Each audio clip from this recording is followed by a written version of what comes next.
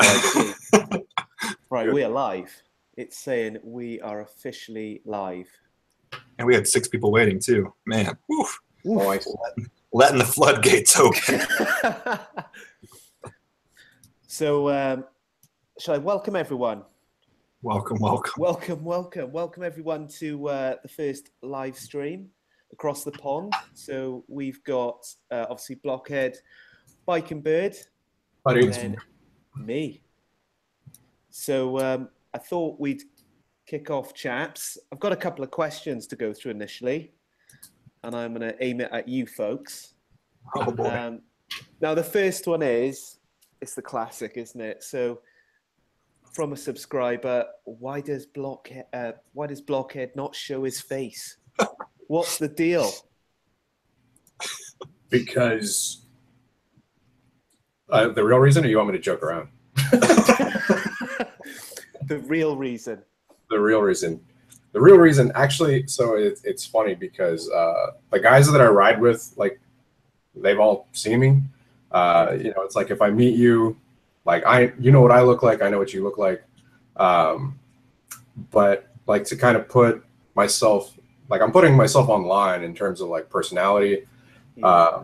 But I want to keep a separation between like my personal life and hobbies and my professional career. I'm a web developer and a graphic designer for a pretty nice company. And I don't want to do anything or say anything. Not that I would, but I don't know if there would ever be any like conflict of interest there. And my career comes first because it's the breadwinner right now, you know? So it's kind of like currently I'm keeping them separated. Will it always be like that? I don't know, maybe not. But somebody commented the other day saying like to do a face reveal like they always do. And Dyna, which is Reese on YouTube that rides with us all the time, was basically like, you gotta ride with us to see him, you know? So it's, I don't know, maybe it's like a incentive to like come to a meet or, you know, go try and tag along for a ride or something, you know? But I think it also keeps keeps some interest too, you know, in terms of there is that mysteriousness kind of thing. And it's like, because of that, I'm free to kind of do a little more than somebody who puts themselves out there like that. So like, because I do have that separation, if I want to do a little more and say a little more than what I normally would be allowed, like, I feel like I can take that and I still have that freedom, you know? Yeah. So there's been a lot of thought put into it. It's not that I'm afraid. It's just that there's like, I don't want to lose my job first and foremost, because that's what pays for the bikes, you know, and this is a hobby. So, yeah. So did you make that decision before you started YouTube that was something you just weren't going to do? You just were going to completely separate the two? Yeah, I mean, like I had experiences previously with like running businesses, and like one of them was very public, you know, like it was very public, and you know, a couple of them were very successful, and then one of them I actually ended up getting death threats, and so Wow. you know, the people ended up finding out my address, the people ended up finding out my phone number, you know, calling me, threatening me, actually from the UK, oddly enough. Was it you? No, not that time. But yeah, so that was just kind of a bad previous experience. And so that kind of made me kind of want to be a little bit more private, you know? Yeah. But like in the beginning, like I didn't originally like even consider, you know, not doing a face reveal. I was just filming and messing around with the whole motovlogging thing. And I didn't really think it would become what it has. You know, I didn't think the channel would grow as it has. But yeah, I mean, it's doing well. I'm not saying that there never will be a face reveal, but you know, for the time being, I think YouTube would have to be making me like way more money Yeah. for me to like risk, you know, putting myself out there to the point of, you know, potentially like having a conflict of interest with my professional career. What about you, Bike and Bird? Obviously, we've seen your lovely face, but do you get any issues at all? Wait, you know, with your channel or anything like that? No, not really.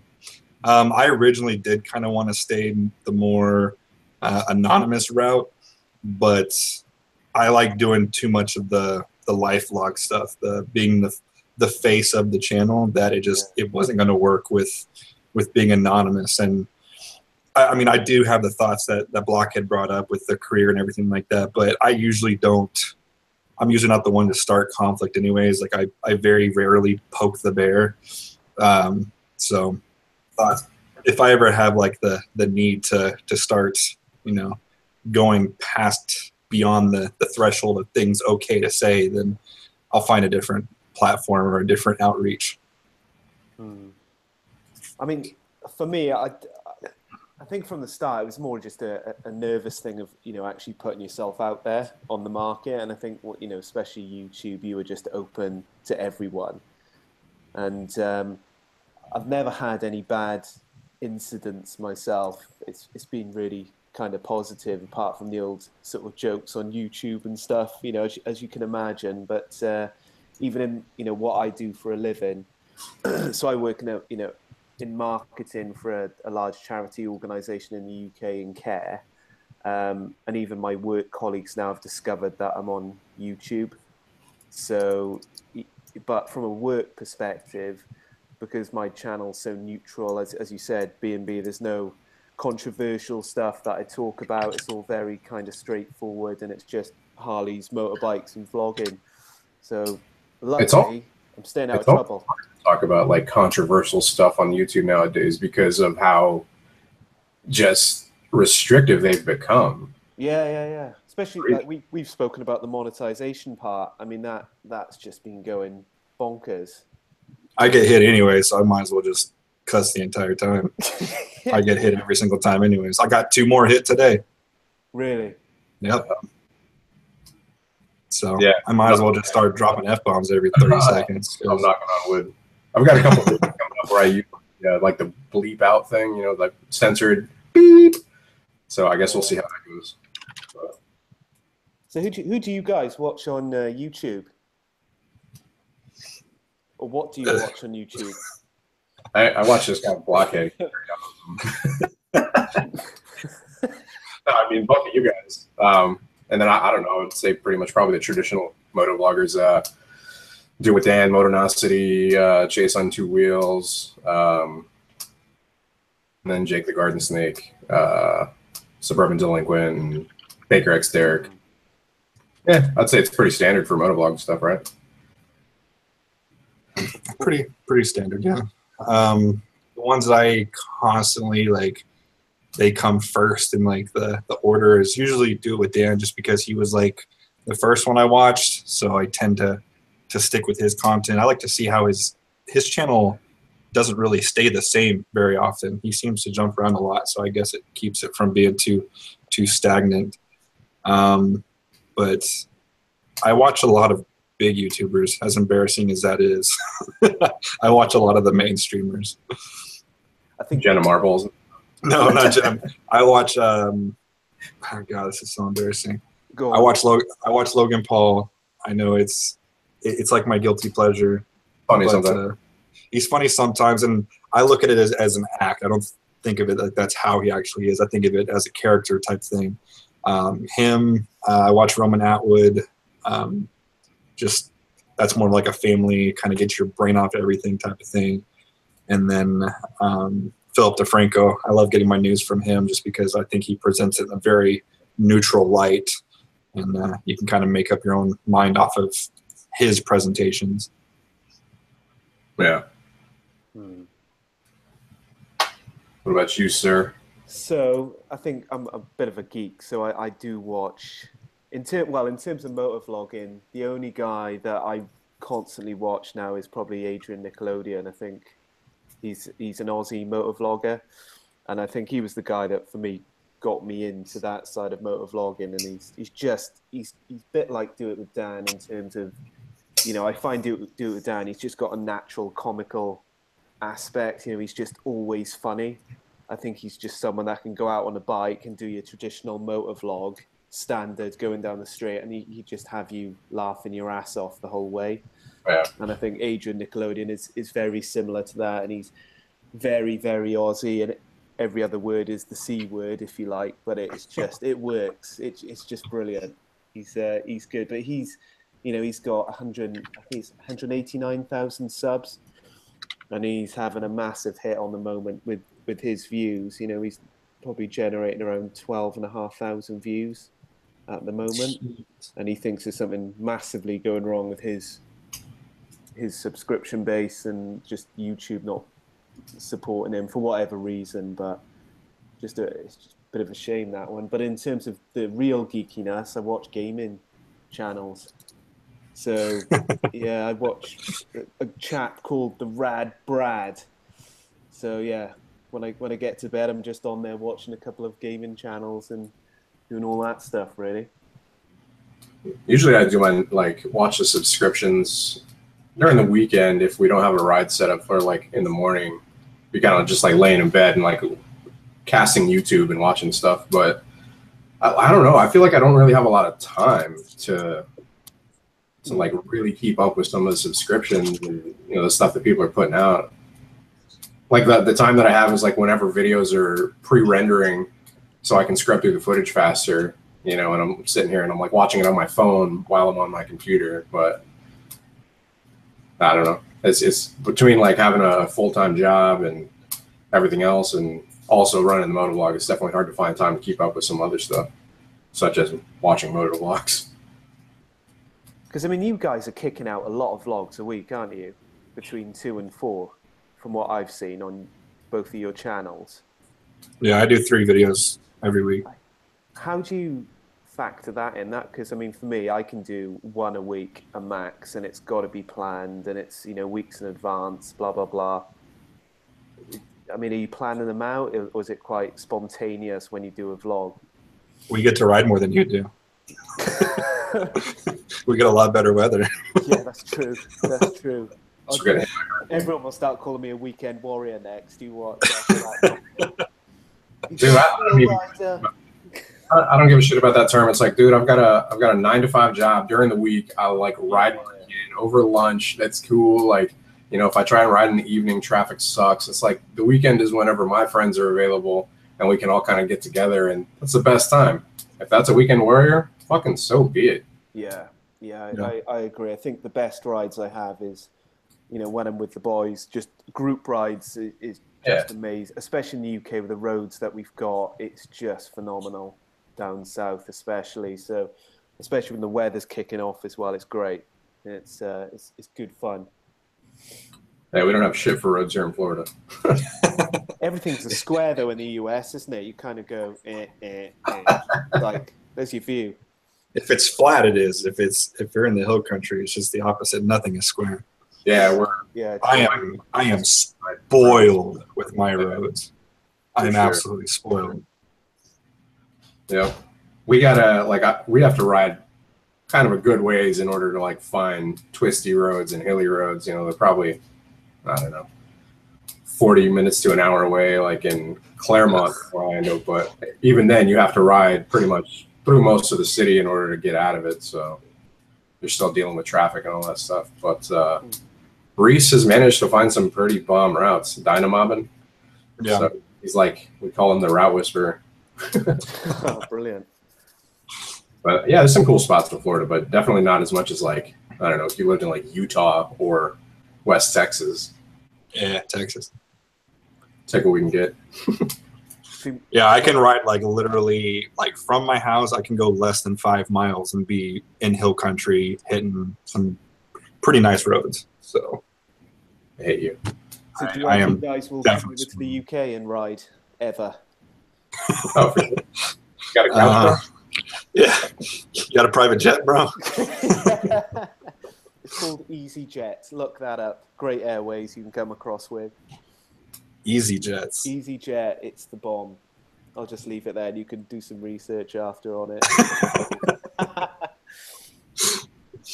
No, I was actually, me and Jareth Butler used to talk quite a bit.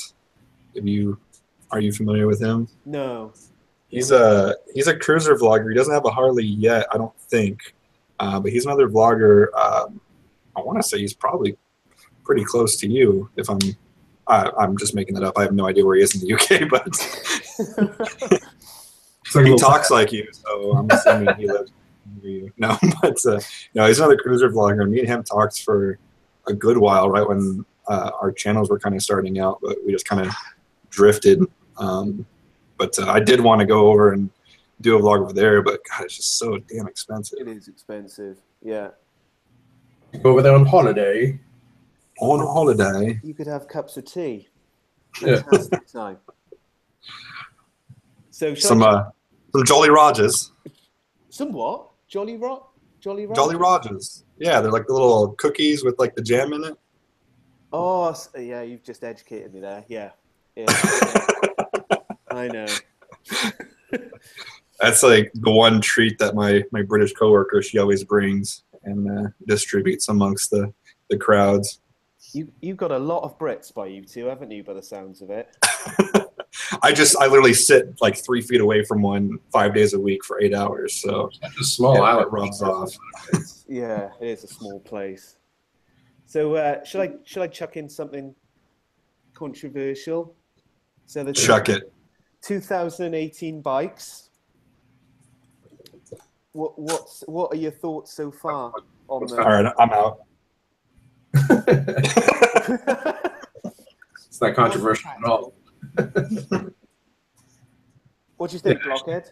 I actually recently recorded an episode, and it started out with me reading somebody's comment that posted up on Instagram, because I posted a picture of the Lowrider S, like up on the lift. I was working on it, and basically it was kind of right around, I think it was like a couple days after Harley had released their 2018 lineup. And I basically posted and said, like, this is the part where I'm supposed to complain that the Dyna is dead and blah, blah, blah. And, you know, it's like, suck it up, you know, get over it, go test ride a new bike and then talk shit. Sorry, my bad. Then talk. Censored. But yeah, like somebody basically said, it's like telling me to shut the hell up and like saying like, let people think what they think. And I'm not an expert on Harleys. And it's actually, I think it's a video that's coming out tomorrow, maybe, or the next day. I actually saw that post, and I did read through the comments. You were getting destroyed on that one. No, like a lot of people were in support, but then a lot of people, like there were a couple people, you know, basically like the whole backlash about Dyna. And yeah, so, you know, I was just addressing this guy's comments because he was like trying to call me out, saying that I didn't know what I was talking about because of like he called them reviews, my review videos on the new 18 Harleys. And so I was basically saying they're not review videos, they're test rides. Like, to me, a review is if you have the product for a while, you know, like I'll do a review after I've had the bike like 2,000 miles. And that way I can give you my honest thoughts. Like, that's a review. A review is not the first time that I sit on the damn bike and ride it. You know, that's a test ride. That's initial impressions. Yeah. So I'm going to have to start clarifying my test rides by saying, all right, guys, this isn't a review. This is a first ride, initial impressions video. Like, this is just a test ride.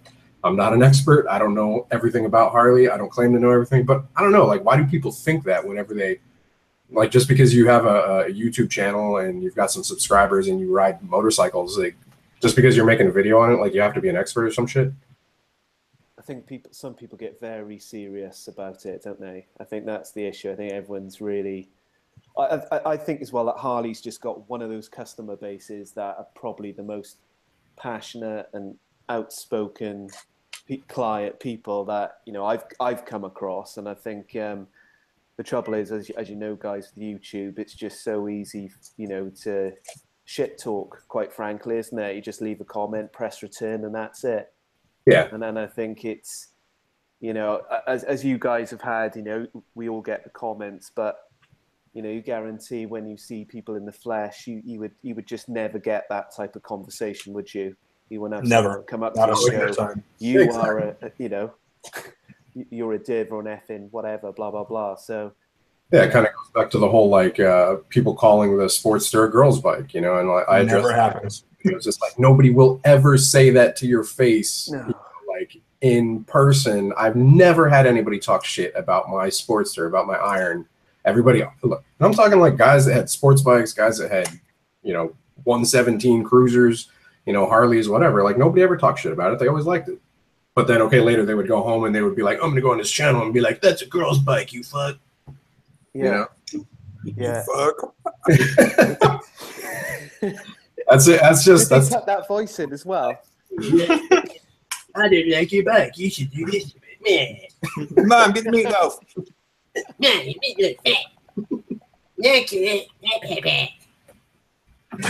You know what? It's funny because the Sportster in the UK, I don't know if you guys noticed, but it's probably the most popular Harley bike over here. It makes sense over there. And it's just an awesome bike for the roads that we've got. And I think I'm really lucky where I am because we've got a lot of some real good custom guys round by me. So you've got obviously the guys that I've done, bought the bikes from Shore Speed and Custom, and where I had my Sportster done at RB Customs. I had the 200 fitted on the back, which was really sick. But there's just some amazing bikes in the Sportster range down this neck of the woods. But it's funny because people say to me on my channel, when I bought, like you, Blockhead, I bought the Lowrider S, and then, when I released that, there was a lot of, oh my God, can't believe that you sold Goldie. Oh yeah, I got that all the time, man. I still get flack for getting rid of the damn iron, dude. That surprises me that it's still this long. Yeah, it's been a damn while, and people, like a guy the other day, he was like calling me stupid because I traded in my iron because I got rid of it. I was like, okay, like I'm stupid because I sold. I didn't even private sell. Like I basically traded it in for like 1,000 more than I paid for it and got a better bike. Yeah, that if they do the math, that just makes sense. I had a guy today. Hold on. God, I can't remember how he worded it, but I wanted to get you guys' opinion on it. It's about the Dyna here. It made me laugh a little bit. Said where'd it go? Maybe it was earlier than I thought. It said, I feel sorry. Where is this freaking comment?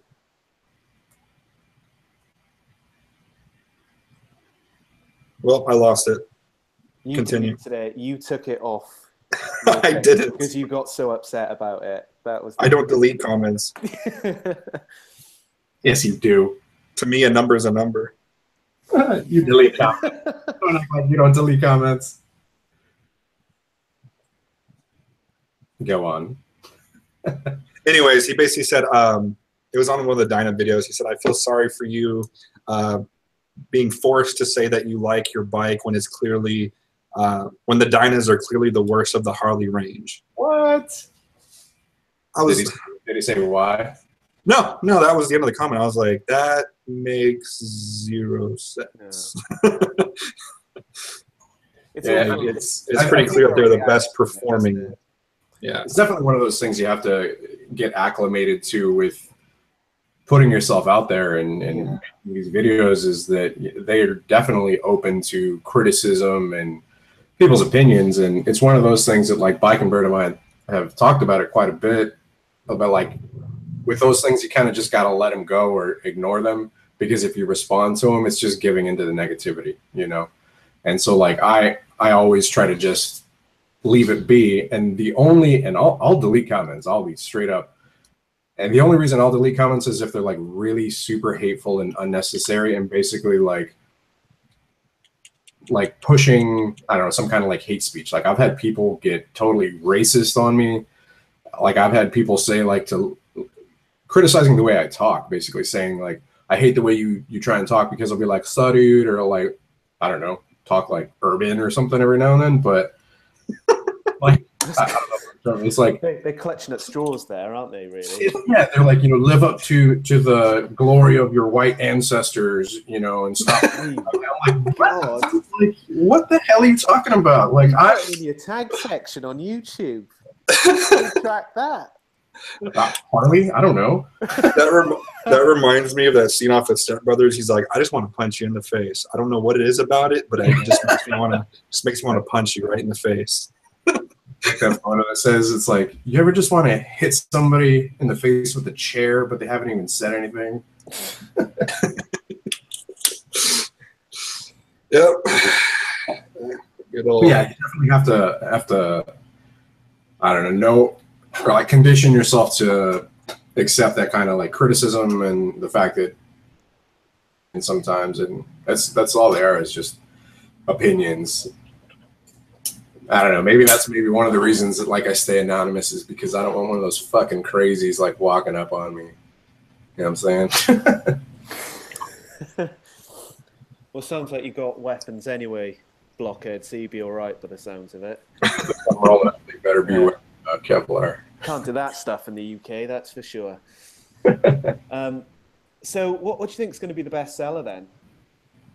Are you thinking what I'm thinking in terms of the Fat Bob? The new lineup? Yeah. I don't know. They're kind of probably one of the biggest things once people move past the whole like fact that it doesn't have dual shocks anymore and they killed the Dyna, is the price. R.I.P. Dyna. Capitalize on that, didn't you? Oh yeah, I did. Still capitalizing on that. Speaking of that, and this will probably get out too, but I didn't know that anyone had made like "Make Dyna Great Again" hats. And so, oh yeah, I was curious how that went. Huh? I was curious how that went when I saw you release them. I was like, oh yeah, like did a mock-up, had a couple like set up, and I like, all right, like I haven't seen any of these, and so I posted them up, and then like 2 hours later, I get a message from Rusty Butcher. He's like, send me pictures of him. He's like, FYI. It's like, oh, whoops. So did he have a trademark on it though? Yeah. That's what I mean, that's kind of what I'm wondering. Like, am I infringing copyright, or, I don't think you can copyright something that basic. Yeah. And it's expensive as hell to get a copyright too. I mean, I'm sure in the graphic design business how much those copyright cost. Yeah. Like, I mean, close to like $1,000 depending on what it is. After legal fees and everything, you're over $1,000. Yeah. So have you stopped that now, Blockhead? Have you stopped selling those? I haven't found the time to get to removing them. But so he wasn't too worried. Brilliant answer. Out of respect, I guess I probably should. I mean, what do you guys think? Should I remove them? What do you think? They don't say that my logo isn't even on them because I was trying to make the design true to the Trump hat. Yeah. So I don't even have my logo on. It's a trick. I'd have the conversation with him and just say, what's your thoughts on it?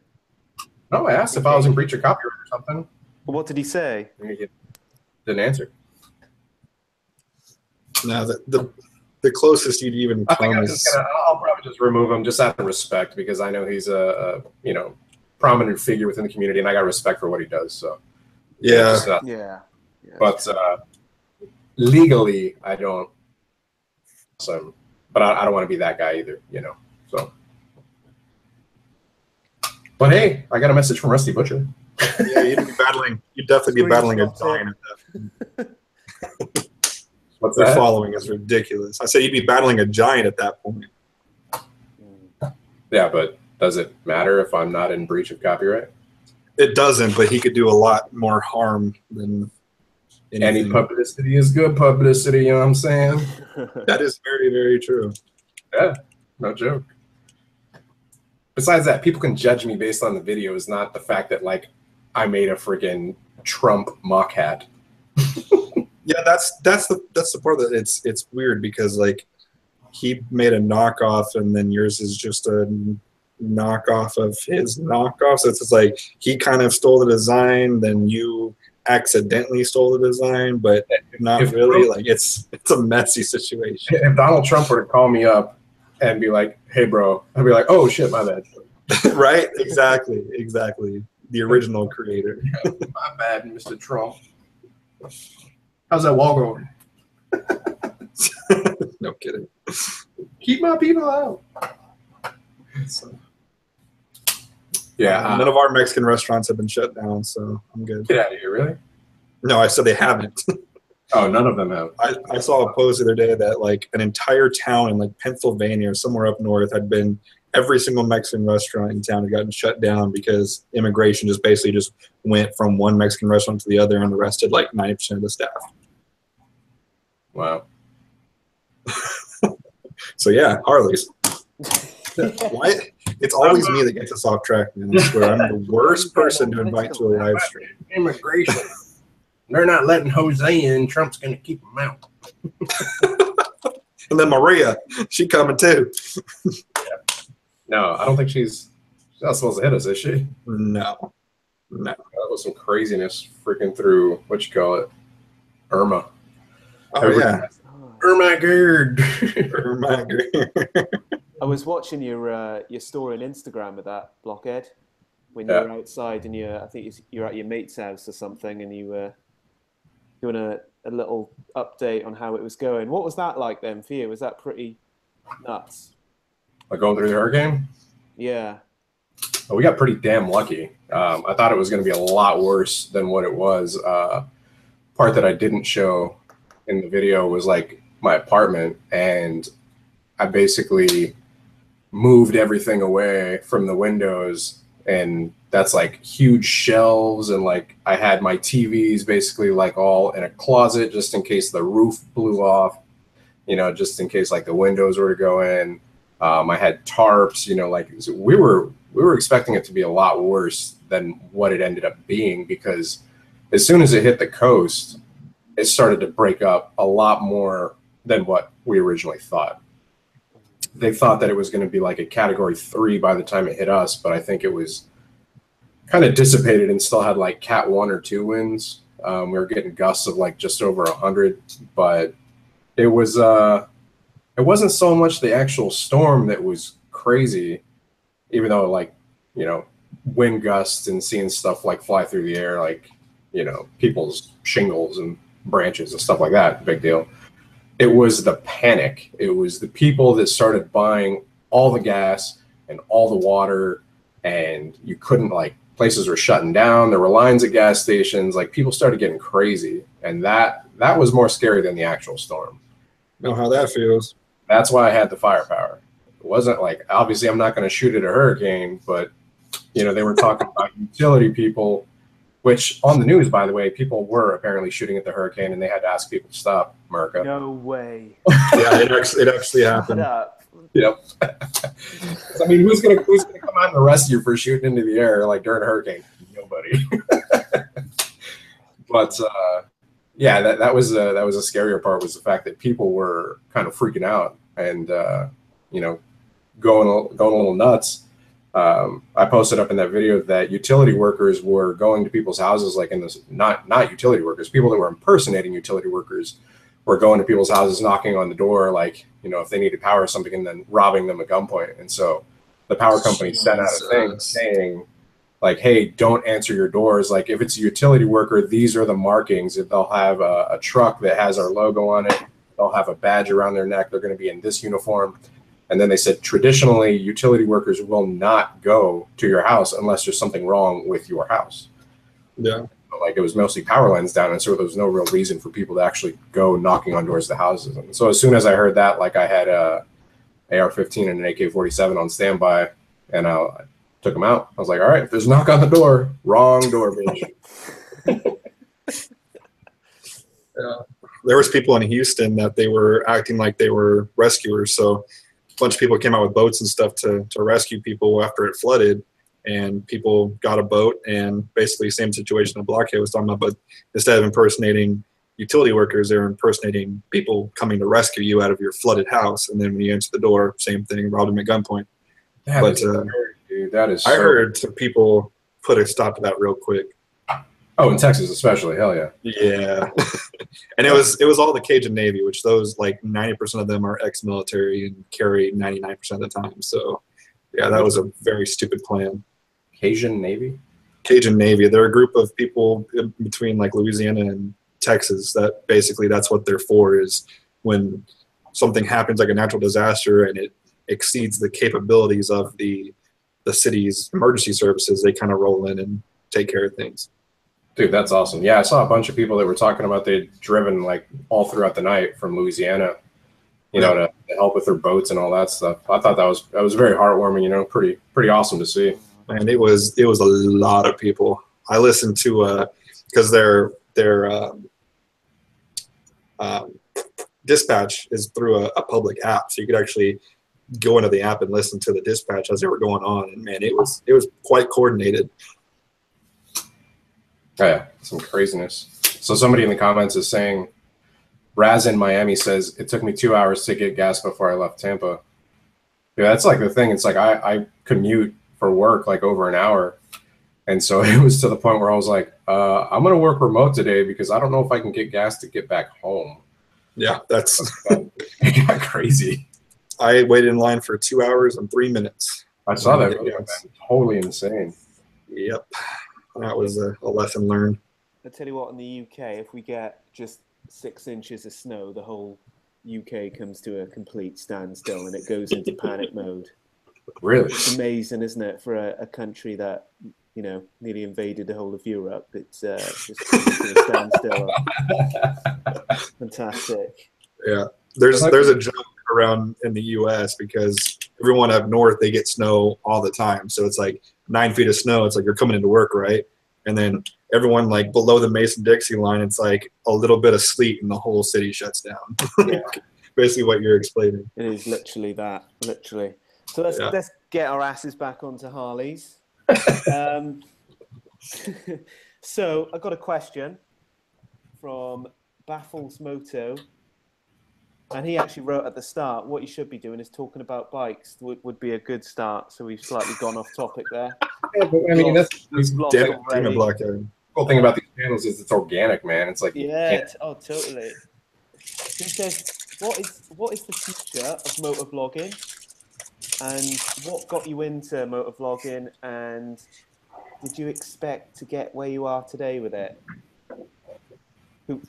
B&B, do you want to go first to that? Sure. There's too many questions in that. So first one then, what is the future? What is the future? Strapping a camera to your head. Well, if everything keeps getting demonetized every single time I upload, who knows? No, but I don't know. Like, I've definitely seen it take a turn from what it was like a year ago or 2 years ago. But people say it's dead. I don't think it's dead. I just think it will be different. Different in what aspect? I don't know. But I do think maybe you'll see more channels kind of broaden. You don't really see too many like motovlogging specific channels. Like if you go back and watch, like, for example, Do It With Dan, like a good portion of his videos for like the first year or two, I would say like 95% of them were motovlogs. And I don't think you really see that too much or too often anymore. A lot of people are like me and Blockhead, we're straying off to the customization portions, and I do a little bit of a life vlog stuff here and there. So yeah. I don't think it's dead. I just think it will change. Yeah, I think I don't know. So in terms of like, where is motovlog going? What's the future of motovlogging? I think it's always going to be like a foundation is going to be like, you know, putting a helmet on with a camera and, you know, riding around, because at the basis of it, you know, it's kind of something I mentioned in an episode a while back. It's like the basis, the foundation is motovlogging. It's based on motorcycles and vlogging. So I think that will always be cemented. But then there's so many different avenues that you can branch off into that kind of still relate to it, you know, like how I started doing the whole like in the garage thing, you know, like, which Bike and Bird hated the name of that. It's just super simple, but people freaking love that. Like, there was such a response from that, you know, it does have to do with basically me maintaining my bikes and setting up building a garage around bikes and motorcycles. I think there's definitely a endless amount of options and directions that it can go, because you have so much stuff when it comes to motorcycles that it's not just like, I mean, you can just ride a motorcycle, but it's more of like and it sounds cheesy, but it's more of like a lifestyle. You know, it's you're getting involved with a community that is so rich and diverse, and there's so many different types of motorcycles. Like we rode some DRZ 400s the other day, you know, and so it's like, okay, now I kind of want to get one of those, you know, but I've wanted a dual sport for a while. And so it's like, you go start off-roading now, You know, that's like a totally different style of motovlog. But then you got your cruisers, which are different style of motovlog, and then you got your sport bikes, which I would love to start doing track as well, and that's a different style of motovlog. But it's all based around two wheels, you know. Yeah, and I definitely think as well what you ride has an impact on the level of audience To an extent, yeah. Without a doubt. I think at the basis of what, and like I said, I did a video on this, the basis of what attracts a person to the channel originally is what you're riding, you know? So like the fact that I was riding an Iron 883 for a long time, like a lot of people are on my channel that were interested in that and followed my tutorials, and I've got lots of thanks about it. But then I changed over to the Dyna, and some people hated that, and some people said, hey, I just watch you for the bike. But an overwhelming amount of people said that they watch for the personality. You know, it's like, as much as I try and keep my personal life personal and private, little bits and pieces do leak out. And like, I get nonstop questions. Even somebody in the chat just now, the live chat, asked about Miss Blockhead, which I'll see if I can get her out here to maybe do some talking. But, you know, it's like people latch on to like shared interests and into personality and kind of to what you're going through, you know. It's like the stuff that's like the most real, you're not trying to fake, is what resonates the most with people. It's like getting in touch with, you know, people. Yeah, and I think that's so true, because I think people latch on to people that they feel are genuine about what they're doing, and even if your answer is not necessarily the right answer in their eyes, they know it's come from a genuine place. It's not forced or trying to say something that's not right, if you know what I mean. That makes a big difference, because even with the you know, we were talking about the reviews that I do, and it's always about my perception of the bike. It's not necessarily you know, something that's factual based on the mechanics of it, but people can relate to that, and I think that's an important part of it as well. Yeah, exactly. It's like one of the things, it's like talking about it being your opinion. It's like this isn't fact. You know, I'm not an expert. I might be wrong at some of the stuff. I might not know how to ride this bike right yet, but you know, it's like, at least you're making an effort. And like, I think putting yourself out there is a lot more than like some of these people that criticize you and like, you know, are able to like just drop their opinion behind the screen whenever you're the one out there doing all the work. You know, if they choose to let your opinion on doing your test rides have an impact on them, then that's up to them. But like, your opinion is your opinion. So I don't know. Agreed. Yeah, and that's one thing I wanted to kind of touch on earlier when you were talking about the personality thing. I've been trying a bunch of different new style of videos with the channel. Just, you know, I did a raw vlog the other day where it wasn't me talking. It was just me hitting a run.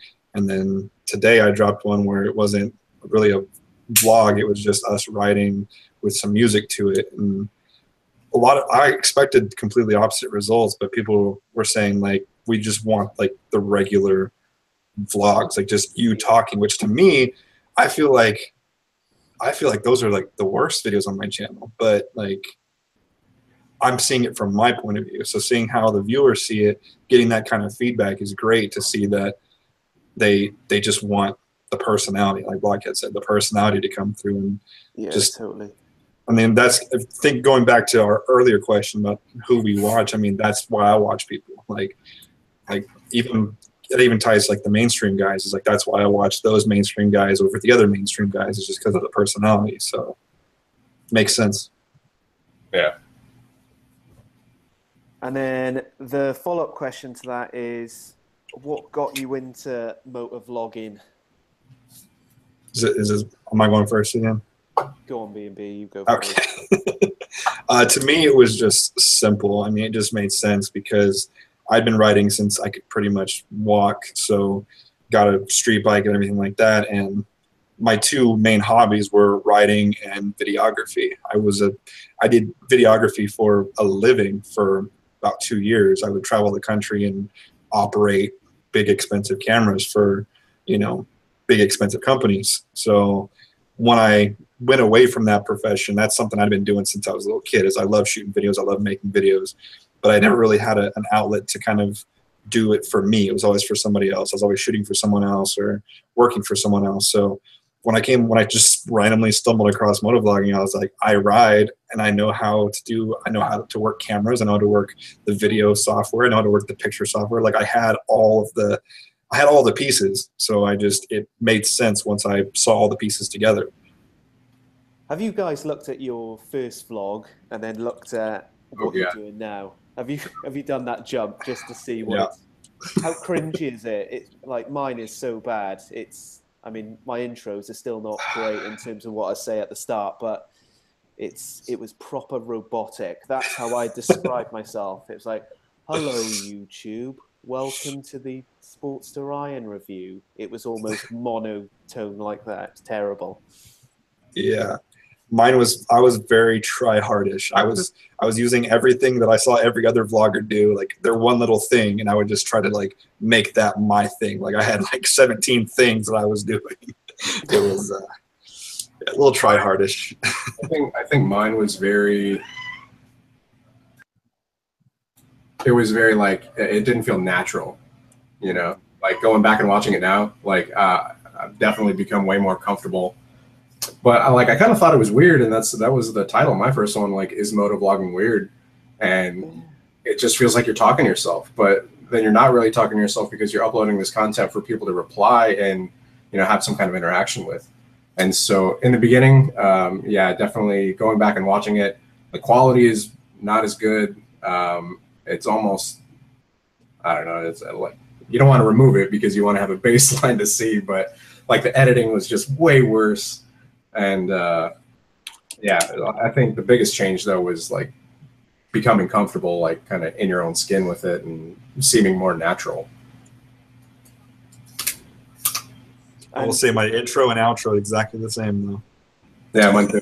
Since day one. I kind of had a leg up, like starting it out. And, like going back to your last question about how did you start? I bought a motorcycle. And I originally wanted to put a camera on my helmet because of accountability, because you always hear about people getting into car accidents and, cars hitting motorcycles. And so I was like, well, I've got I had a Hero 2, GoPro Hero 2. Wow. And so I found all this stuff to basically mount it up. And I had one like on the top of my helmet, like instead of on the front of my half helmet. It looked totally stupid. And then like I ended up discovering that motovlogging was a thing. And I was like, what? Like these guys riding around and talk, and like that's pretty cool. Like, all right, like I'm pretty sure I could do that. And so just kind of messed around, figured it out, and yeah, that first ride was kind of weird whenever you first hit the record button and you're like, hey, YouTubes, and yeah. No, that's how it started. It's like I can do that. But I had a background, in graphic design, and I had experience with video editing and tons of digital stuff. Like it's my job, it's my profession, is building websites and graphic design and working in with videos, and it was just kind of a leg up. Everything came together that I'd previously done and worked out. I remember my first thought when I first saw Blockhead's first video that I ever saw, because we started very close to each other, but I remember it popped up one of my recommended videos, and I clicked it. And then the intro played with all the moving graphics. I was like, oh shit, this guy knows what he's doing. And then I looked and I saw that like we had very similar sub counts. I was like, what? I was like, oh, this isn't gonna last long. I get questions all the time about that damn intro. People always ask me like, hey, like who made that for you? And I'm like, your intro. I made it. And they're like, oh, can you make one for me? And I'm like, I'm not cheap, and I don't have free time, so yeah, not taking on any freelance. It's funny you said that, B&B, just about when you saw Blockhead. The same thing happened to me, and he popped up on my recommended page, and I think we all started at around a similar time in terms of our vlogging. And I remember looking at his subs at the time, and we were roughly the same. And I remember looking back another, say, 4 to 6 weeks later, and there was just like a big jump from mine. And I was like, what a prick. Right? Like, how dare, like, what the hell is this guy doing? And I remember just all the time just bouncing backwards and forwards just to see, like, what is going on. And then when I got to speak to him, I thought he was all right in the end anyway. Judge me on sub count. My opinion didn't really change.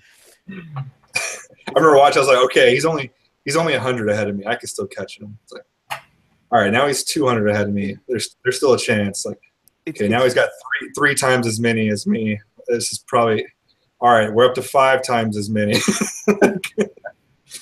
It's funny though, because you do get sucked into that that spin, don't you, of looking at, you said at B&B and one of your, I think it's one of your Instagram posts, you were saying, I'm an analytic person. I'm a data analyst. That's what I do for a living. So So, and I think Blockhead, you said to me actually, because we had one of our first conversations on Instagram. In fact, I remember I sent you a post, a message with something like, you're shooting ahead, and you were like, do you know what? It's about quality, not quantity.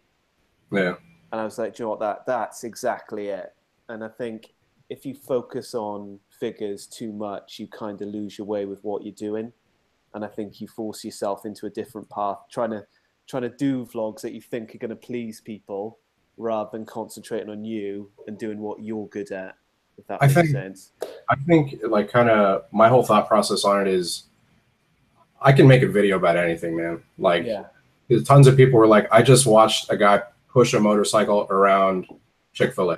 Like, what the hell am I doing for my life? But like, even that video has, I don't even know how many thousands of plays already, and tons of people freaking loved it, But it's just, I think, like I said, it kind of boils down to, obviously, you got to get the quality down. You got to get the video down. You got to get the quality of the audio down. You got to get a quality presentation. So, like, have a good logo, have a good intro, outro. And that once you've got all that stuff kind of down, it's templated almost. And like, I know my GoPro is going to record great. I know how long my batteries last. I know what to cut out of content. I know what to leave in, what's going to pique some interest. And so it's just kind of like, it's like, you don't have to try. It's like, I don't think it's so much like a try thing for me, because like with some of these bigger bloggers, they're getting hit with the adpocalypse. They're really hurting from it, because they are basing like their lifestyle and their income and everything off of YouTube. Yeah, which is scary. Exactly. I think it's kind of a mistake. Yeah. To me, like, I view YouTube as an opportunity to do something bigger, and the fact that people are tuning in and watching, and there's a community, kind of growing around all of our channels. And the fact that we're like even connected together right now and talking over a live stream is awesome. But there's something bigger here, and it's not just about the vlogs, and it's not just about people pushing a play button on YouTube. There's something bigger. There's something that lies within that people can connect with, in terms of like the amount of friends that I've made over this is just incredible. Like the Blockhead crew, all these guys that I have a chat going on with. It's like, that to me is way more valuable than a subscriber count, So I'm sorry, getting sentimental and deep here, but preach. There's way more that comes along with it than just that sub count. And it's, to me, like I said, it's a means to something bigger. I don't want to have to be reliant on YouTube, which, like, some of these YouTubers that you see that are almost to 1 million subs, or over 1 million subs, and they're doing what they're doing. It's like, man, you could be doing so much more. Like, you're kind of squandering the opportunity. But I think that also comes with age. But I don't know. Oh yeah, Miss Blockhead's here, by the way. Hey. Hello, Miss Blockhead. How's it going? Good. How are you doing? Pretty good. Like Joey, your friends now. I'm going into my American accent style approach. Hello. Oh, that's a bit. Sorry, yeah, that's a bit friendly there. Yeah. So this got weird. Why? I don't know. When Brits start doing American accents, it's yeah. We should. Well, you should talk American, and we should talk Brit. Oh God, no. No. Yes, actually, I just want to see him stick with an American accent. That's my favorite thing.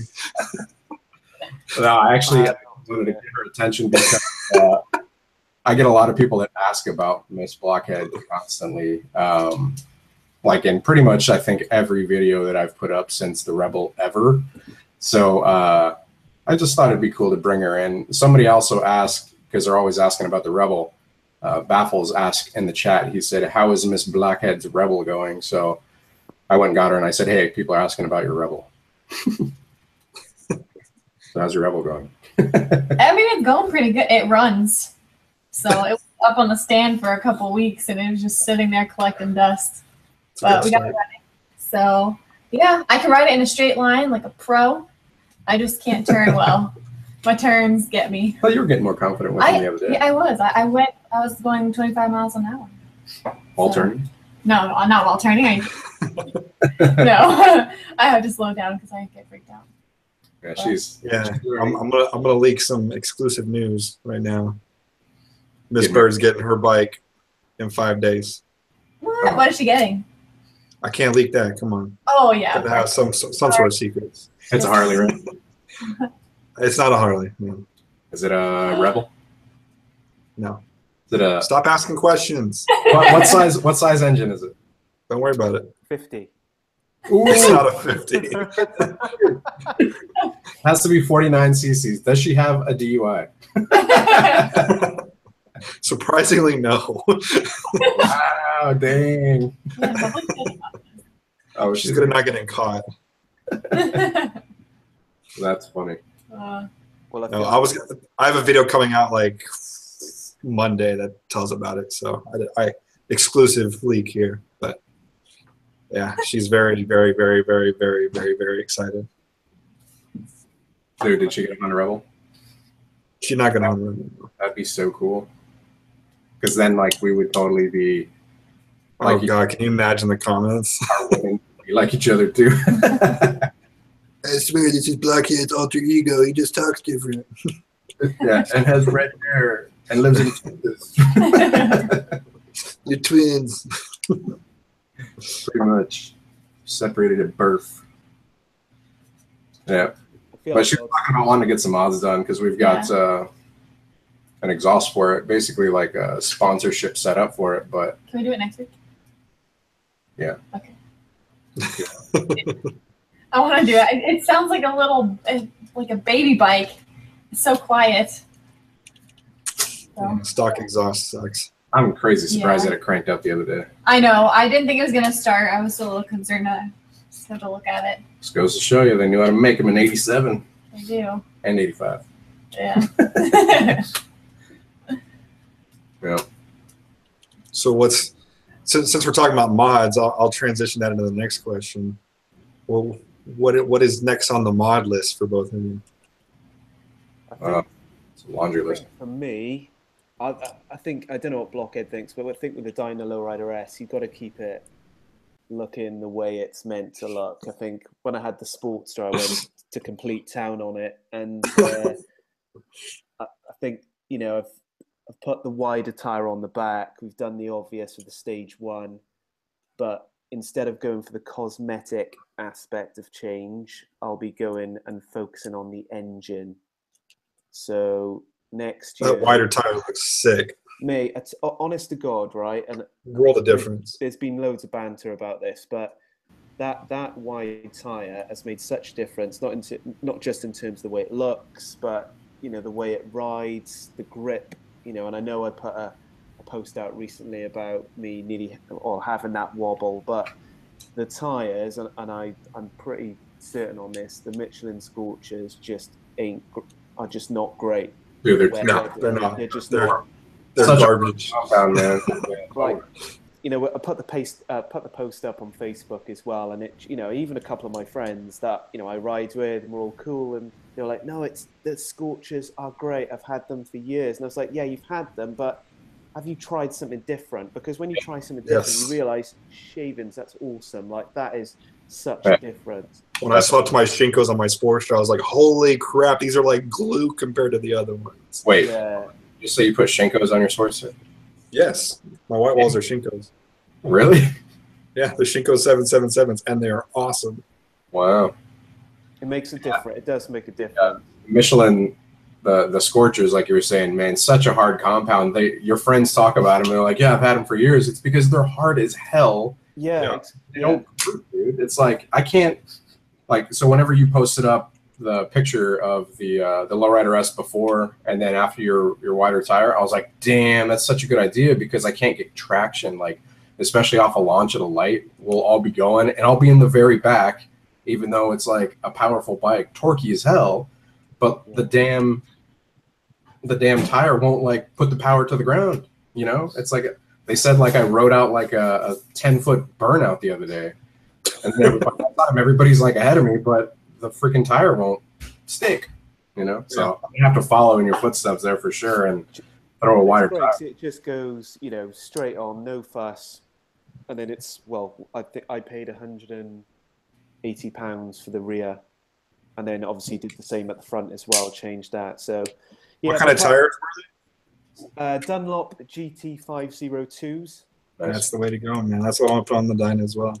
So they're quite premium, but they're well worth it. But yeah, definitely go to the engine mods. And I think after I did my day with Harley Davidson a couple of weeks ago testing the bikes out, I'll probably stick to just doing the stage 2. Initially, I was going to do the full 117, but I think it's a little bit overkill for what I want it for. No way. I think agreed. That's what I'll probably do. And yeah, hopefully I will leave the color scheme alone, but I do get the odd twitch now and again. I suddenly want to go, let's just put a crazy color on it and get the gold back on it. But I know I'll regret it. It's got to stay. I would say if you do decide to change the color, maybe buy like a different tank and fenders, keep the original, you know, because I don't know, with Harley discontinuing the Dyna, like not really sure if they'll bring it back and whatnot, because of how they merged the Dyna models with the Softail.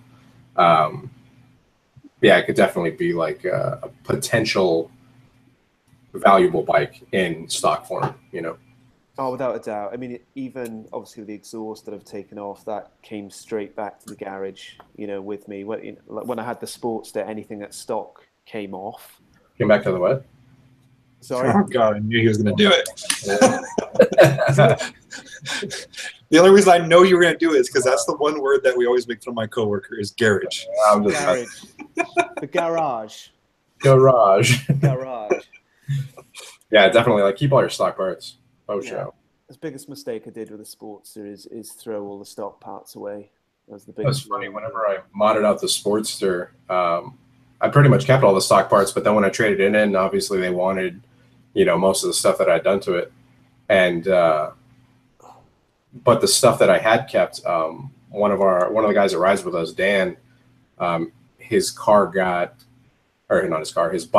got hit in his parking lot, and everything that had gotten damaged, I had the stock like replacements for. And so Harley wanted to charge him an arm and a leg for all this stuff, and I was like, dude, like I've got all this stuff. Cool. You know, I've got the handlebars for you, I've got the taillights for you, I've got the little side, you know, air cleaner for you, like everything that had been scratched or damaged, like I had, except for like the exhaust, you know. But actually, I still have the stock exhaust.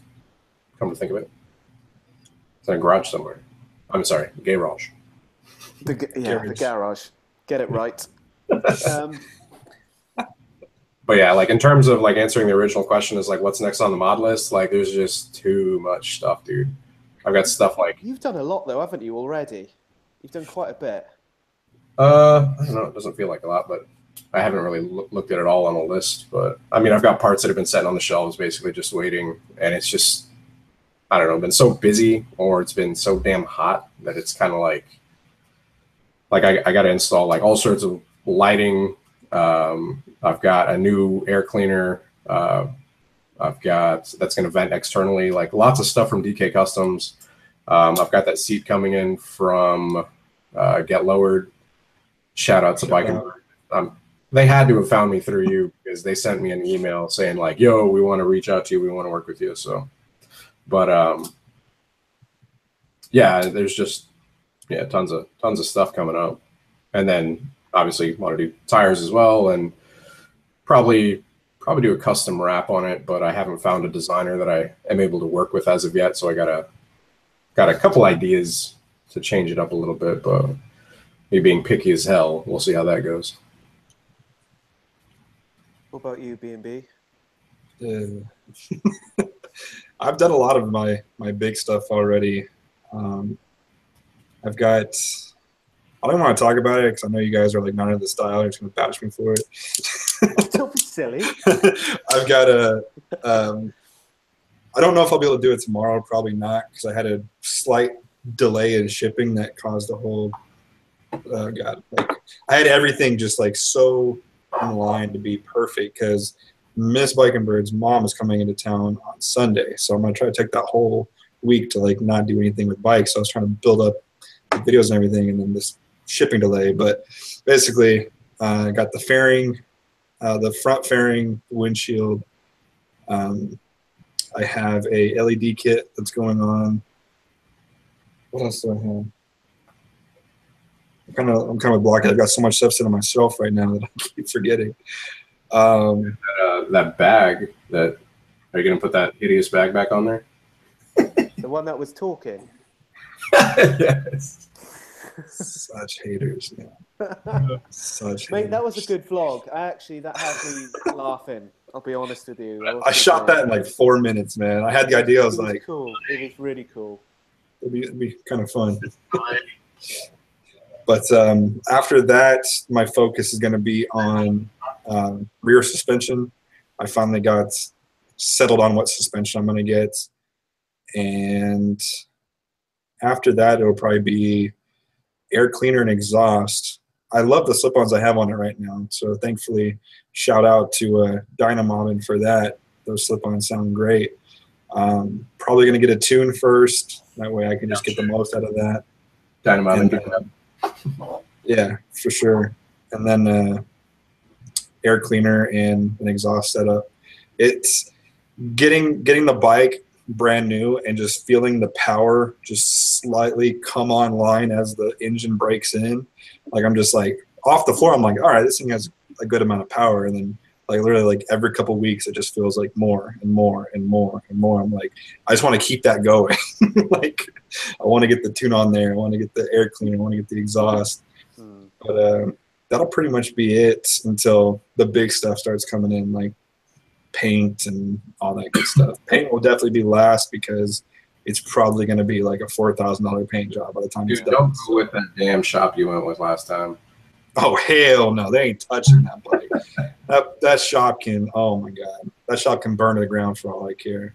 Yeah. My Sportster, oh my God, that poor bike. I'm going to have it repainted. Damn. It's so terrible. It costs so much as well to get a good paint job. Even my helmet was, you know, I was quite fortunate with that, but you know, that was around the sort of 550, 600 mark. And my helmet was away for 6 months, so I had it on my birthday, and 6 months later it was given back to me. It's because the guys that did it, they've got contracts with Red Bull and Monster, so they do all the European athletes with their helmets, and it was just the backlog. Bloody crazy. Jesus. Yeah. Yeah, I've gotten a couple estimates and kind of just talking about what I want, and they said it's going to be around $4,000. So, son, you know, I hit up a person here to do some custom paint, and she does a great job. And she was saying $1,000 for like the front fairing and the tank. So I don't imagine it'd be that much more for the rear fender as well. Well, mine's going to have airbrush and like that's 4 different colors. Dude, just ride your bike here. We'll get you set up. Make an episode. Oh, okay. How about I just ship it? I'll just put some duct tape around it. I'll just put the motorcycle inside that fork bag. Just put it in there and ship it. It's big enough. So. In the tool bag? Yeah, in the tool bag. That shit was funny, that episode where it's like talking. That was good, dude. I don't know, man. People they don't like you. What? Dude, so many people wanted that bag after I took it off. Like every other comment was like, "Hey, what are you gonna do with it? Hey, you can send me that bag if you want." Like, is that why you actually took it off? Because of the comments? Did it actually get No. I explained it in a video coming up, but I wanted something basically like I got, but I just couldn't find. Like the cheapest one I found was like $35, and even then I was like, it doesn't hold that much. I don't want to spend $35 for something that doesn't hold that much. So when one of my followers on Instagram, they hit me up saying, hey, you should check this out. It's the same exact bag as this company uses, just without their patch on it. And I got the bag and the straps for like $13. So I was like, check. And it actually does fit my hat. So that was a bonus too. Nice. No more hats flying down the interstate. Dude, I can't believe you went back for that. Dude, all the artwork on the front. Have you not seen the artwork? Like Miss Bird did all of that. Like there's no way I was letting that happen. I thought it was that #1 like Harley had to fill up. That's up here, but on the underside of the bill, she has Bike and Bird written in like custom arts. Oh, I got you. Give me 1 second. I'll go get it. It's in the garage. The garage. Garage. Well, yeah, I definitely want to. I don't know. I thought about custom paint, but definitely pricey. I just think it's such a big, as you said, like, you'd have to get the new fairings, new tanks, and do the work. Yeah, and it's just the expense of it. It's yeah. So yeah, she did all the custom stuff on the bottom. So that's cool. Yeah. So when I went to the Texas Moto meet, I just have it up like that in case you don't know who I am. That's right. That's right here. Look, Redbeard. Who's that guy? Oh man, I still gotta choose a winner from that for stickers. I'm really bad about sending stickers. Dude, that was like 4 months ago. I know. I told you I'm really bad about it. I think I asked somebody else stickers too over like a comment contest that we had for Eric was like turn around like what the hell? It's like a caption contest. Can't remember who won that. I gotta get in touch with people about stickers. I'm sorry guys if you're listening. I apologize. I'm really bad at it. He's very bad at it. That's why, like, it's a good thing I don't ship my own damn shirts. I got that set up with somebody else, like they were a dropship company. Oh yeah, speaking of the hats, I'll probably take them down here pretty soon. But for any of you guys that might want to scoop them up, you can get 15% off on them. First 5 people if you use the code FUKINDYNAS. Seriously, it's seriously FOOKINDYNAS. Nice. Pretty sure that. Either that or Fukin Dyna. I can't remember, one or the other. I'm gonna have to start pushing it harder. Maybe I can steal some more people's shit. Want to sell some RIP Dyna decals? Yeah. It's a good idea. I didn't want to stand behind it though, just because. I want to try and work with Harley, so. Yeah.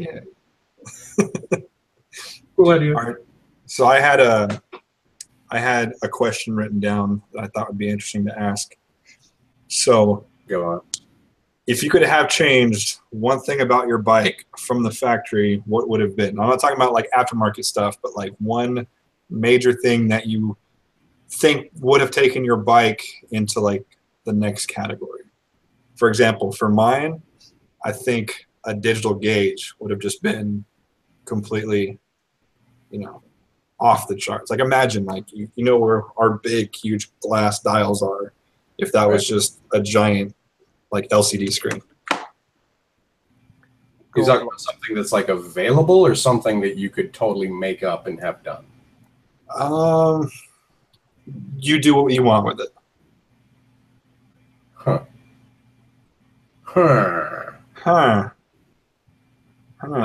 Available, I would totally have gone 117 with it instead of 110, just so it has that extra oomph. But yeah. I don't know. I like my gauges. I do want to swap them around, like have the RPMs at the top and the speed at the bottom, just because I feel like I hate the placement of them. The fact that you have to look, Yeah. Just like you're trying to take it to red line and you're like constantly looking down and not looking at where you're going, But I don't know. I'd probably say, the engine probably be the biggest thing, taking it up to a 117. Do you know what? For me, it's just a simple thing. It's always the same with Harleys. It's, just put a bloody daymaker in it. Yes. Actually, all the new ones are coming standard with those now. Yeah, I know.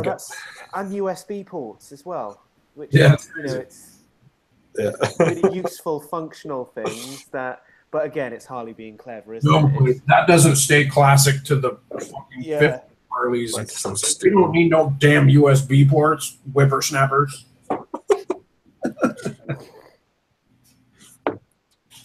So I have so many damn headlights being sent to me that the day maker is just nothing. That's like my one viral video is my freaking headlight install that I get those emails like every other day. I was going to say that again. I watched that vlog and that day maker. Is it called the Sun Pie or something? Yes. That is in my Amazon basket at the moment. So thank you for that. But I was going to ask a question. If you, I suppose Blockhead does this already, but if you could ride another bike, what would it be? Apart from a Harley. Oh. road use only. Harley is life. Yeah. Road. I really did like my Speed Triple. I mean, I didn't hate the bike. I just hated not being able to work on it. If I lived where you lived, it'd probably be a whole different story. But getting parts for that bike was just ridiculous. Like, just the freaking brake pedal, like the rear brake lever was like, I think $97 just for that one piece. So, yeah. I like working on my bikes just as much as I like riding them. So that bike just wasn't the right choice. But if I could just pick one other bike to have in the garage, it'd probably be an FC09 still. Huh. Why not? Yeah. Just because it's basically like a supermoto with street trim. I mean, just the stuff you can do with it. Also, the aftermarket parts for it is huge. So yeah, true that. I love the naked bikes. Yamaha, and they've got an FC09 and FC10 to demo. So signed up for that. Signed up for the R1S and the new R6. Should be interesting. Does that lead into what your second bike could be then, Blockhead? Oh, selling the R6? No, like the demo day doesn't really have anything to do with it. I think I've got a video coming out next week where we actually ride up to a dealership to check out bikes, and the guys came along with me and basically ended up throwing some numbers back and forth with one of the salesmen trying to get a different bike. It didn't work out, so I posted up the R6 trying to do a private sale through it. But yeah, I don't know. I definitely kind of want to keep it a surprise, but I think it's probably going to piss a lot of people off based on where the guesses have been going. I'm pretty damn confident I'm going to piss more people off, but you know, what the hell ever. That's it. Kind of goes back to I do this as a hobby. I film the stuff that I like doing, and people just happen to tune in and hit the subscribe button, which is cool. So I'm just going to keep on following that formula and stay true to that. Keep doing what the hell I want. So I don't rely on YouTube. So that's definitely a part of the freedom that comes along with it, you know? Totally. Yeah. Yeah. Prepare to be, or just prepare to see a lot of pissed off blockheads. I love it, man. I live for that stuff. Right. I remember just sitting there waiting for your R6 reveal, just like, yes. Yeah. There's going to be so much hate. It's like, you're the haters. I bet we'll probably join the haters just to get in on it, just to start typing shit in the... I'm going to make a second account, just anonymous account to just troll the hell out of you and see how long it takes to get blocked. I totally thought that you would do that. I'd be like, this sounds an awful lot like being... Yeah. He's saying garage. That crap bike in the garage. Yeah, it's gonna be interesting. It's gonna be a learning experience for all of us. Yeah, I think it is, because like even I have no clue. So yeah. I mean, the Blockhead crew kind of knows. Well, they do know what it is, but they're pretty good at not letting loose lips sink ships. Gross. Hopefully I don't die. I still think you're going to rock out in a moped or something, and it's going to be like a custom build moped. Be able to do wheelies. Yeah. Feel like, what's that, Motonewbrider, when he had a moped or something. And God, dude. He was taking that through a massive custom job. and then just let it sit. Yeah. Oh, the ruckus.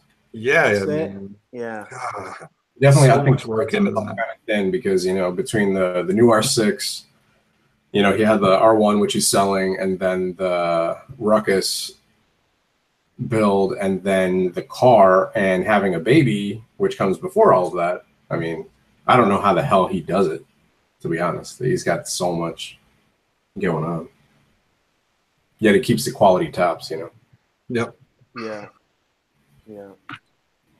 I think, you know, the guy that always surprises me is Walterific, because I think, you know, we were talking about motovlogging earlier and just having that on a bike, just going down a street. And I think Walter does that, doesn't he? Just, it's the same kind of stuff. Birds going past and he's going, wow, he makes that noise and he just generates thousands of. I put Walter into the category of what Blockhead was saying earlier, of the people that have a huge amount of subscribers and aren't taking full advantage of it. Like, I really feel like he could be doing so much more. Yeah. He'll find it, hopefully. That's how I feel. Bigger opportunities.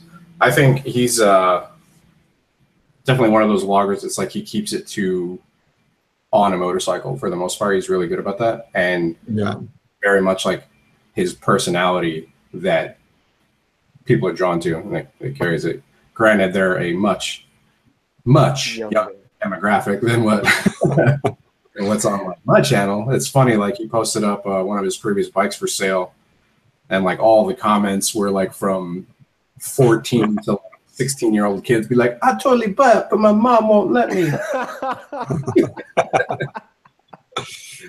Brilliant. I was just like, yeah.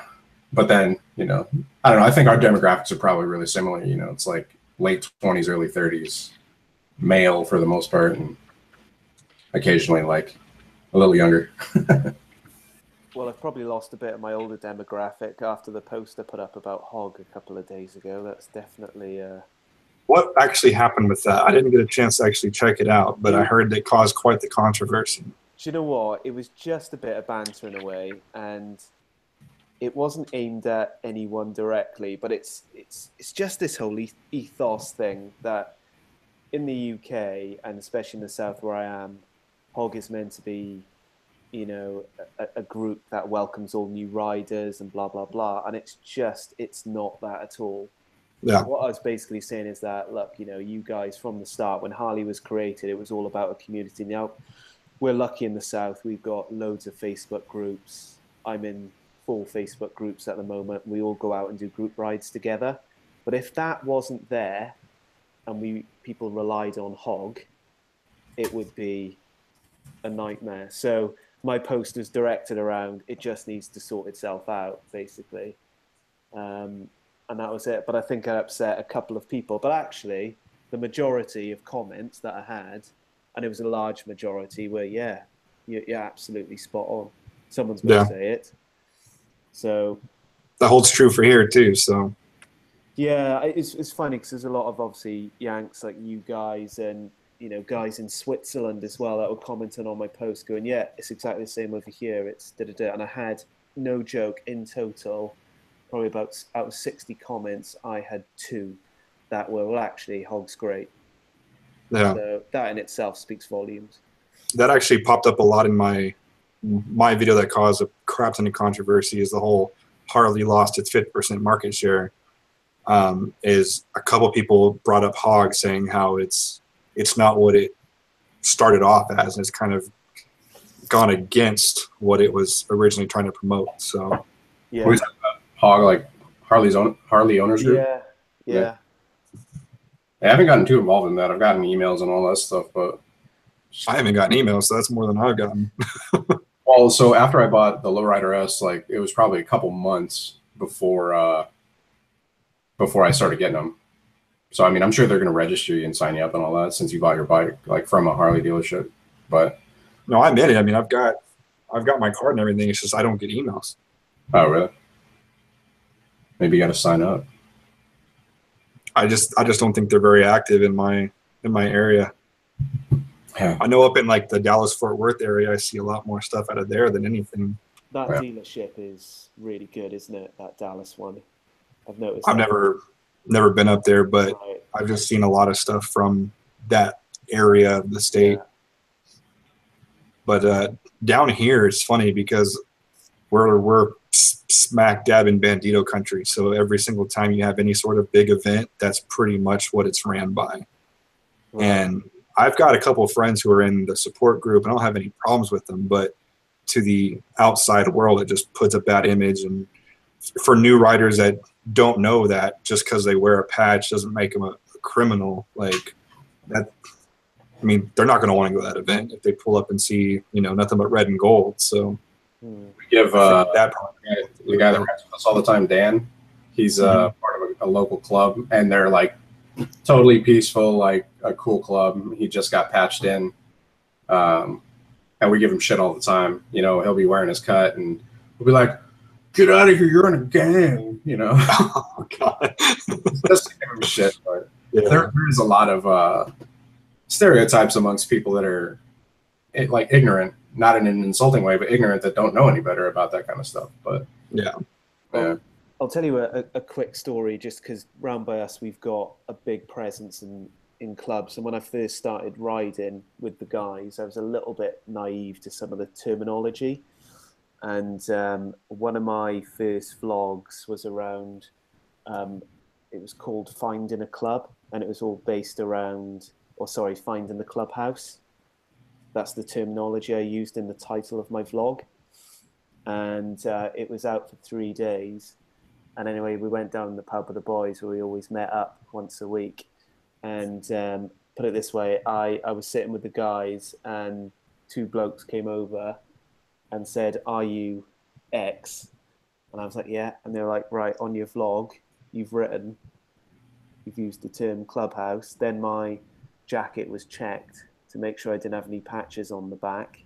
What? And I was basically like, I was in a position where I was like, okay, when I get home, I'm going to and I did, you know, I did change the title of my vlog because it just drew so much attention.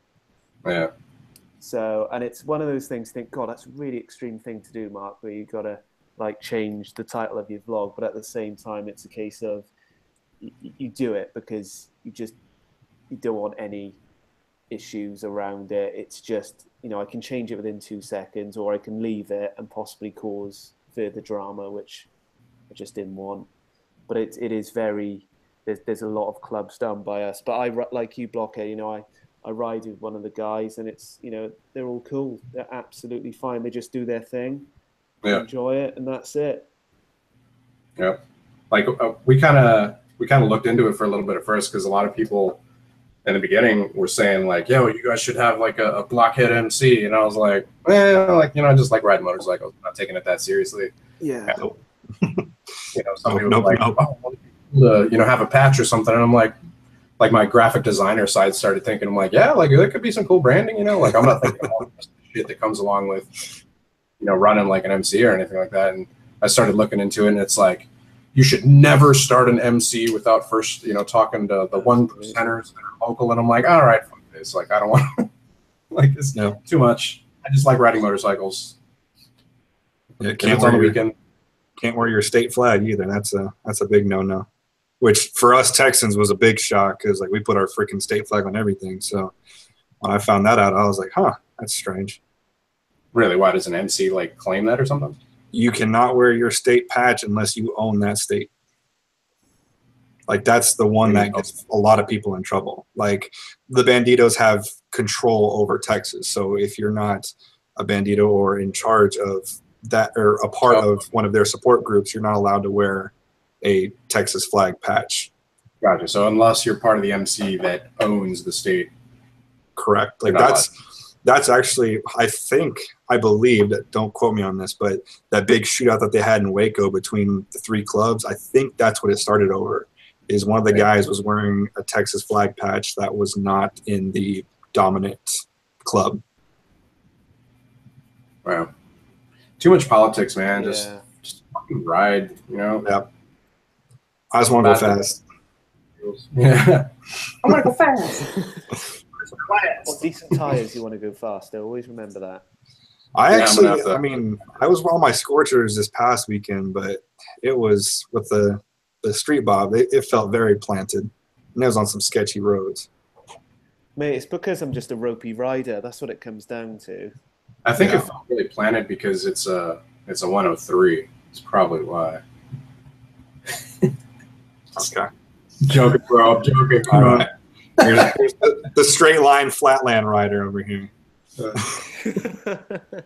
Someone was giving me crap about the other day about how we sit here and poke fun at each other, and I said it's just different strokes. Like I look at it like your bike is like a Dodge Challenger Hellcat, and mine's like a Camaro like Z28. They're both really fast in their own aspects. You just want to go really fast, really straight, and I want to turn. So it's whatever. I mean, I've been into drag cars before. So. Wait, hold on. You're saying the Lowrider S can't turn? Not when you're slamming it and putting sweeper pipes on it, it can't. Okay, dude, sweeping pipes are meant to bring up the profile of the bike so you can turn. Yeah, but 2-into-1's bring it up a lot further. I mean, I didn't do a ton of research. I wanted the because of how they were on the Sporty, and like one of the big problems I had with the big radiuses on my iron was they were the first thing to scrape on like a right turn. But just as a testament to the Harley handling well, or the Lowrider S handling well in turns, we were on a ride, Binion Road, like just outside Orlando, and keeping up with Matt, who rides a CBR 600, and I was on his tail the entire time. He said he looked back and he didn't know who was behind him, and he's like, holy shit, like, is that Block? It's like on the Lowrider S, so it can hold its own, man. And especially like it has a clear, and I put different pegs on it, so like, the pegs, dude, if I scrape pegs, like I'm on the low side. So yeah, it handles really well, man. Especially like new tires, it's gonna be a beast. Yeah. Once I put the 13.5-inch shocks and the 2-into-1 exhaust, like you said, if I'm scraping, I'm going down. Yeah, it's like you don't want to be leaning that far on a damn Harley. Yeah. Shadow. Money. Mods. Hey, so join my Patreon. Head over to getlow.com and put in your order and put Bike and Bird sent you in the comments. Yep, I got a full episode for them here pretty soon. That seat should actually come in tomorrow. Nice. Yeah, I was hoping to film an episode for them tomorrow, but it doesn't look like that's gonna happen. So I'm gonna have to look at other options. Have you guys had your bikes dynoed at all? No. I was going to, but I wanted to wait till it was broken in. So the next Cycle Gear bike night that we have, they usually set up a dyno there. I'll probably have it done. Yeah, that's my next vlog. I'm getting it done on Saturday, so I'm looking forward to that. Oh yeah, yeah. You'll have to give me your numbers, man. I'm really interested to see what they are. Blockhead, when your Cycle Gear does its bike night, does it actually have it at night? Like what times they usually have it? It usually starts at 6 and it usually goes to like about 10. So it's like actual night. Yeah, it's nighttime. Yeah. So get this, our local Cycle Gear put up an advertisement, blasted, so it actually got out. It said, "Come join bike night." They were having the slow ride races, the giveaways. Saturday, 2 p.m. to 6 p.m. Yeah, that's not night. That's a bike afternoon. Oh. Yeah, coming to bike afternoon, it doesn't have the same ring to it. It doesn't. For some reason, like all the places here in Orlando, they all do their damn bike nights on Thursday nights. I don't know if it's just like one of the days in the week that it's just kind of people like getting out on Thursdays, but like Cycle Gear will do it on Thursdays. Ace Cafe has become a huge deal in Orlando for like motorcycles, but they do bike night pretty much every single Thursday. There's a local shop that was starting to do Thursday bike nights. I told them, I'm like, you guys don't need to be. It's one of the shops that is like kind of sponsoring us, hooks us up. But I told them, I'm like, if you guys want to do a bike night, do it on like a Tuesday, because there's so many places that have bike night on Thursdays here. Yeah. Lots of places to choose from. Is the Ace Cafe quite a new one with you, Blockhead, in Orlando? Is that a new? They got it up and going a couple months ago, but it's pretty much become a staple. Like we've got a ride coming up Saturday, and that's going to be our meeting spot. You know, so we're all meeting up there to have a cuppa, and then we're going to go to that demo. Yeah, have a cuppa in the garage. But yeah, it's become a staple in Orlando already, man. People have taken a huge liking to it. They've got a Dyna dealership, or like Dyna store like built into it, and there's going to be a BMW store opening as well. Nice. It's just massive. Like, I think one of the bike nights that we went to previously there had like 500 something bikes. Just totally insane. There's nothing like that anywhere around here. Like, our bike scene sucks. Come to Orlando, bro. Okay. Yeah, when are you supposed to be coming this way? February, March? I think February. Because, yeah. So we found a place to stay for free because my parents got like these points from this one thing, and then Miss Bike and Bird has to use a flight that she bought and then she couldn't use before the end of February. Nice. Okay. So yeah, man, maybe we can set something up, because I've been kind of kicking around the idea. I've had a lot of people wanting to do like a meet. You know, with the group rides that we set up, it's kind of, you know, just like the Blockhead crew that has just naturally come to fruition. But maybe we could do like a Central Florida Moto meet or something like that. I'm sure we could get like quite the crowd, and I could talk to people at Ace Cafe, you know, the events managers, or I know the managers up at Orlando Harley pretty well. We could probably do something up there with them too. So that'd be dope. Find me a bike to rent while I'm out there. Oh man, you can ride the Lowrider S, and I mean, with the pipes. No, you can ride the level 250. Scrape those sweepers. Yeah. Scrape the sweepers. Yeah, I'll rock the 250, man. I don't care. It's a fun bike, man. It's a lot of fun. Oh yeah, it is. There's so much fun. It doesn't move, but you know, I wouldn't take it on the interstate. Yeah. I'll just be on the shoulder. Go around. Yeah, like some of the scooters here, man, they're ballsy. Like, I almost feel sorry for them. They're in traffic going like 35, like topping out at 40. It's like, bro, you got balls, man. Like, I wouldn't be riding that in traffic. Hell no. But well, I think I'm gonna probably cut out here soon because we got to go grab some food. But I'm sure. And I'm sure this guy's want to go to sleep. Yeah, do you know what? It's 1:37 in the morning. So damn. I'm gonna be like the Walking Dead when I wake up tomorrow. Nice. 7:30. It's worth it. Worth it. There was a couple.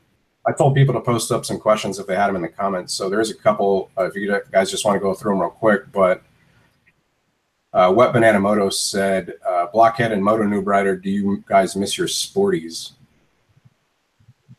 I'm going to say yes and no. Honestly, I think if I still had it, I probably wouldn't ride it that much. I can. Okay, yeah, I get it. Yeah. Mm-hmm. Yeah, that totally wasn't a shot at me. Got it. No. Like, that was just me being honest. Kind of why, like, I kind of asked you in the beginning. I was like, you know, how much love is your sporty getting now that you've got the Dyna? Because, you know, it's the same platform, you know, in terms of being a cruiser, but one has way more power. I get like that they feel different, but like when you crank on the throttle, I mean, the Dyna has just gobs more response. Yeah. Like I ride mine. I love it. Yeah. One for every 4 rides I do on the Dyna, but that's just because of the type of riding I do. Yeah. I've been doing a lot of hill country stuff, so it just makes more sense. Yeah, it definitely handles better, like long-term or long distance around town, putting around town. If I still had it, I'd probably take the iron out, but yeah. I'll take it out on Saturday to the fundraiser I'm going to. So yeah, I always tell people that there will be another. You know, I do plan on doing a custom build on another Sportster. So, but I think in due time. So I think. How about you, Motor? Yeah, I think with my, I think what I miss about my bike is that I just made it my own, the Sportster, obviously through someone else customizing it for me. But I think that's what I miss about it. But in terms of the functionality of it, you know, I went to France 6 weeks ago or 8 weeks ago on the Lowrider S, and I took my mate out there as well, and he rode across on his Sportster. And it was when he came back from it the next day, he bought a Slim S. And I think for me, that's the difference. It's because I want to do those longer trips. I want to do more Europe trips on the bikes. So the Sportster, from a functionality perspective, just wouldn't fit what I want to do. Yeah. And even, do you know what, mate? Even if I could afford both, even if I could, for me, it would... What I do on those bikes within the UK is pretty similar. So there's no need to have one over the other. So the Dyna for me just worked out the best all-round bike. And from the time I test rode it, I knew it was going to be the bike that I'd eventually get. And the only reason I bought it now is because they've stopped making them. And it was the last one in the dealership that gave me an amazing price. I actually got a heads up from, like, because I was considering buying it after I took it for the test ride that one time, which was just totally on a whim. None of us even asked for the guy to take that bike out, because we took out the Slim and we took out, I wanted to test ride the 48 that they had customized up at the dealership. And then the guy that basically came on along with us for the test ride, the guy that worked there, took the Lowrider S. And so whenever we swapped it all up and I got on that one, I was like, holy hell, like, this is a beast. And so I was thinking about it, and I'm like, nah, like, I'm fine with my bike. You know, it's paid off. Like, you know, I'm good. I'm going to get something else, you know, like get a dual sport. So I had a cruiser at the time. I had the R6, and then I was like, I'll just get the next bike, get a dual sport, you know. And then this guy from Australia on Instagram, one of the subscribers, shout out to, I think it's Ethanobad. B&B, you probably know who he is. I think he said he had talked to you as well. But he basically messaged me saying, like, hey, like, looks like you enjoyed that Lowrider S. Just to give you a heads up, they're not making them next year, and they have a limited run. Like, they're only making them for these 2 years. And I was like, what? I was like, oh, damn it. Like, I really want one. But if they're not making them next year, like, I started looking at used ones, and, dude, they're nowhere. You can't find them anywhere used. No. Just doesn't exist. And so that's when I really started considering it, contemplating it, and went up to the dealership, was seeing what they would give me for my trade. And whenever they said they would give me $1,000 more than what I paid, they were like 65 or 60. I forget what they gave me. High sixes. But I was like, all right, done. Take it. And that was that. Hopefully it becomes a collector's, right? We'll see. In about 20 years, yeah, hopefully. There ain't no way Blockhead's keeping a bike that long. Yeah. Come on, man. I'm learning. I'm growing. Well, I think, dude, I mean, where the hell am I going to go with a Harley? There's no going up from there from a freaking Harley. 117 on it, and then mod the hell out of it. And it's a badass bike. I could be happy with that one for a while. But the R6. What I love about the Dyna platform is just, like, there's so many ways you can go with it. Like, if you want to do the bobber, you can do the bobber. If you want to do the club style, you can do the club style. If you want to do the sweepers, you can do sweepers. Like, there's just, you can have 2 street bobs with, like, VIN numbers 1 number away from each other and look completely different. Yeah. Yeah, it's definitely awesome how people can mod them out, put their own personal touches on it. I love the fact that they have that thing, Battle of the Kings, each year. You know, with the Sportsters. Yeah. So awesome. That was really cool, because last year I filmed Shore Speed and Custom do their design. They did the beach bobber. Have a look at that. And it was the most out there bike. It had probably the worst comments I've ever seen on a Sportster, with everything from its complete gay bike. And it was out there. It was bright blue. It was a beach style Sportster, but it won. You know, it won Battle of the Kings because it was just so different, so out there, and it was awesome. It was amazing. And now they're in the European final in November the 11th, which That's is cool. I'd love to be able to, like, do something like that. You know, it's I think with a background in design, like, to be able to, like, mod out a bike and customize it to the point of, like, where you're fabricating your own parts, like, it'd just be so freaking sick. Maybe I think that's definitely one of my long-term goals, like, with the opportunity that a motovlog could possibly give you, is to, you know, maybe start doing builds in the future, you know, but we'll see where that goes. I mean, you guys know, you work on bikes, you mod them out, like the satisfaction that you get from seeing the finished product. And it's just, I think that'd be really neat. Let me be clear on this, because someone's going to pull you up on that. I'm probably known as the one person that doesn't work on their bikes. That's the most stick I get in my comment sections. He buys all this stuff. He gets someone to build it. Da, da, da. Dude, you could save a lot of money if you did it yourself. Technically, but there's a lot of how-to videos on my page. I don't know if you know. Link in the description. Yeah, link in the description. True. Oh man, like everybody's got their reasons. You know, if you don't feel comfortable doing it, or you know, if you just don't have the time and want to leave it up to a professional mechanic, like that's totally fine. I'm not gonna like if I were to do like the 1200 kit on the 883, dude, I wouldn't have done that myself. As much as like people were like, "Oh yeah, you totally can," and be like, no, I don't want to mess it up. Yeah. Yeah, I think so. I'll probably, you know, for me, I'll do the headlight. I'll change brake levers when I drop the bike, like I did with the Sportster, and do all that stuff. But in terms of fabrication or even servicing, because I've had the bikes, from new, and especially the warranty, because I had a Sportster blow up on me before. I'll always keep it going through that Harley service, that Harley warranty, just because I know if you don't do it, I've seen what happens in terms of. Oh yeah, especially if it's under warranty, man, because you don't want to avoid it. No, exactly. Yeah. Well, guys, I think we've come to a close, haven't we? Yeah. Cookies and milk now, and off to bed. No Chick-fil-A for me tonight. We're going to a different place. Some Jimmy Dodgers and some more milk. Well, cool. It's been fun, guys. Good to speak to you, chaps. Hope to get Dan in on the next one for show. Defo. Oh, look at Gonk, late to the party. Where are you guys reading the comments? On YouTube. On your video. Oh my God! Seriously. You didn't have the stream up this whole I swear to God, I've just been looking at this screen, seeing your faces. Can we rewind about an hour and a half? Well, here we go. Oh well. I'll read them later. You'll know next time. All right, cool. Well, right, take it easy, guys. All right, later.